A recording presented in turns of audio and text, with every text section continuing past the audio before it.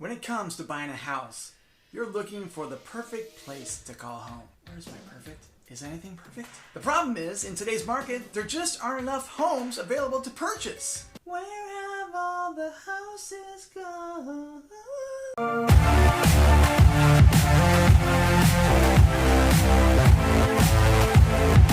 I'm Joey Rockenstein, and this is Rockin' Real Estate LA, the show helping sellers and buyers get results that rock. With inventory hovering near record lows and sky-high buyer demand, a multi-offer scenario is the new normal. Here are 5 things to keep in mind when you're ready to make an offer. Know your numbers.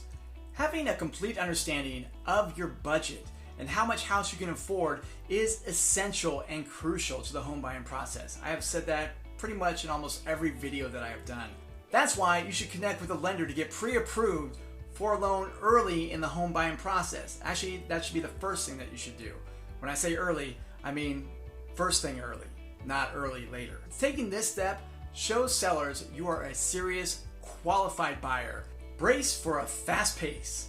Today's market is dynamic and fast paced. According to the Realtor's Confidence Index from the National Association of Realtors, the average home is on the market for just 17 days. That means from start to finish. A house for sale in today's climate is active for roughly 2.5 weeks. A skilled agent like myself will do everything they can do to help you stay on top of every possible opportunity. And as soon as you find the right home that meets all of your needs and wants, that agent can help you draft and submit your best offer as quickly as possible. And when I say brace for a fast pace, you gotta move. You gotta have all of your ducks in a row, quack, quack, and be ready to jump on that house when you find it. Slow and steady does not win the race in a seller's market, which is what we're in. Slow and steady isn't gonna get you jack. Lean on a real estate professional. That's too much. While home buying may seem like a whirlwind process to you, local real estate agents do this every day, and we know what works and what doesn't work. That expertise can help give you a significant leg up on your competition. An agent can help you consider what levers you can pull that might be enticing to a seller, like offering flexible rent-back options and give the seller more time to move out, which is great because moving is very stressful, so that might be something that would be appealing to a seller. Also, your ability to do a quick close or make an offer that has little to no contingencies on the sale of your current home. So keep this in mind too, that contingencies are there as a safeguard for you to be able to back out of a deal, but in today's seller's market, those are used to get a seller to accept your offer. So talk it over with your real estate professional like myself if that is a good thing that you should do to get your offer accepted. Now, this may seem like too simple, but catering to what a seller may need can help make your offer stand out. Make a strong but fair offer. Let's face it, we all love a good deal. In the past, offering at or near the asking price was enough to make your offer appealing to sellers. That was a long time ago, friends! In today's market, that's often not the case. According to Lawrence Yoon, chief economist at the National Association of Realtors, for every listing, there are 5.1 offers. Half of the homes are being sold above list price. In such a competitive market, emotions and prices can run sky high. Use your realtor as your trusted advisor or consigliere. Consigliere, you know that they had in The Godfather that he would go to for advice?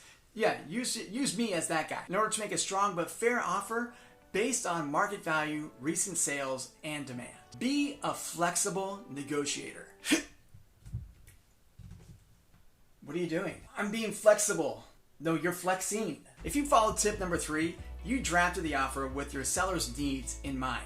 That said, the seller may still continue to counter with their own changes. Be prepared to amend your offer to include flexible movement dates, a higher price, or minimal contingencies. Now, these are conditions you set that the seller must meet for the purchase to be finalized. But just remember, there are certain contingencies you don't really want to forego, and I mentioned this before, but Freddie Mac even backs me up on this and explains, resist the temptation to waive the inspection contingency, especially in a hot market or if the home is being sold as is, which means the seller won't pay for repairs. Without an inspection contingency, You could be stuck with a contract on a house that you can't afford to fix. Then what? Guess I'll have to take fix-it lessons. When it's time to make an offer, it's important to consider not just what you need, but what the seller needs as well, especially in a seller's market. Take the hint, the word seller is in it. I can help you make those decisions and go over a strategy to help you get the house of your dreams. Or if you're selling your house, I can help you get top dollar for your house right now. Reach out to me, email me, joey@joeyrockenstein.com. Find me on all social media platforms, Joey Rockenstein RE. And with that being said, I'm Joey Rockenstein. This is Rockin' Real Estate LA. Results